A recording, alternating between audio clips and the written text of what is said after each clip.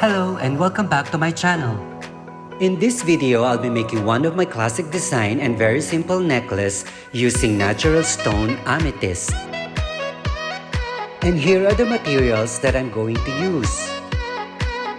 8mm dark purple amethyst, 2mm metallic black beads from Swarovski elements, and stainless steel wire.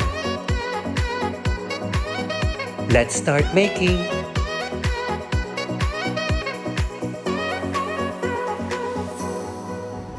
Using a long nose pliers, I'm now going to make a loop at the end of the wire. Working with stainless steel wire is really difficult because of its high tensile strength. That's why it's not easy to bend, especially when making a very small loop.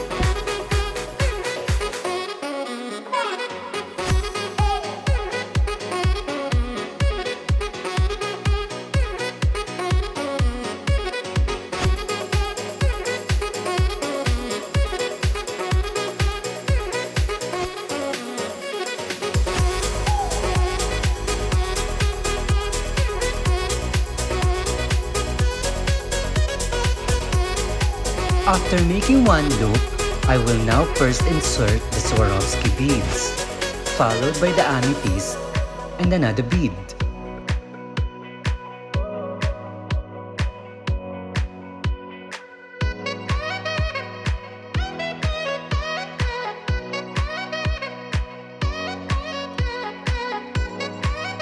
And then I will leave at least 1 cm before cutting the wire to make another loop.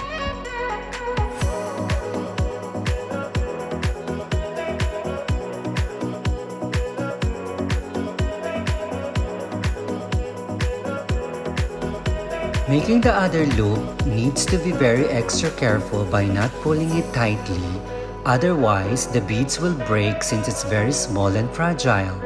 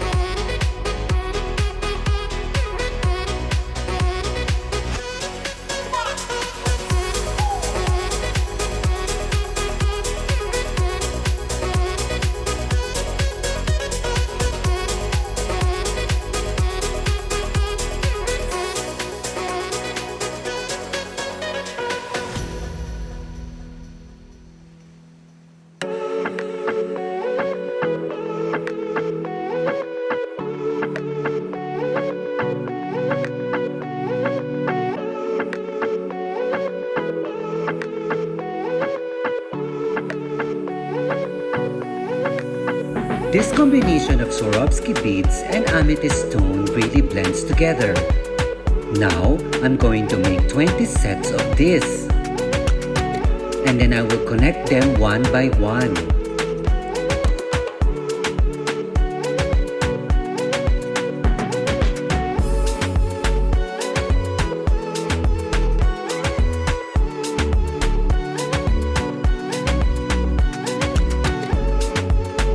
When all is connected, I will now inspect loop by loop to make sure that all is properly closed. This is to avoid disconnecting when you keep them on a pouch or while wearing them.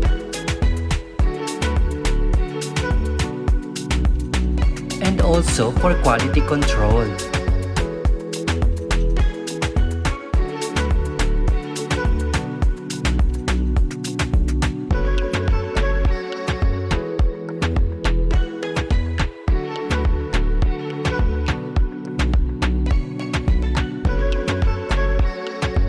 Now, let's add some jump rings and lobster lock.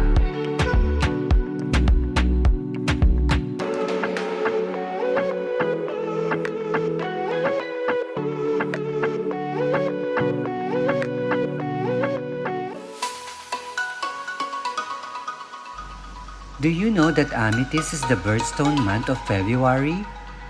Would you like to have your birth month stone in this design? What is your birthstone month? Please comment below so we can talk about it.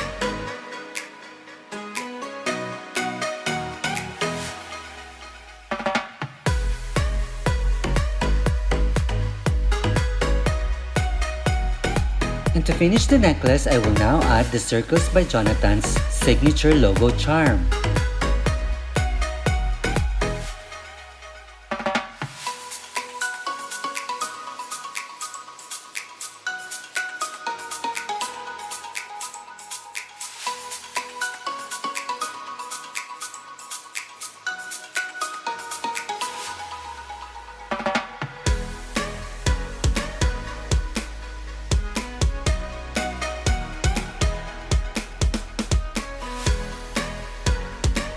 This is approximately 16 inches in length.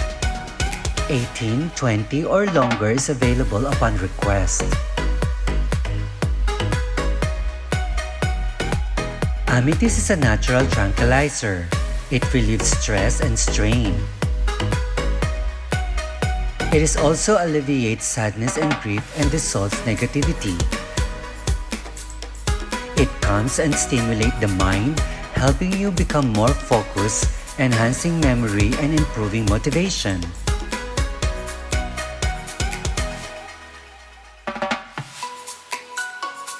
Thank you for watching, and I hope you like this video.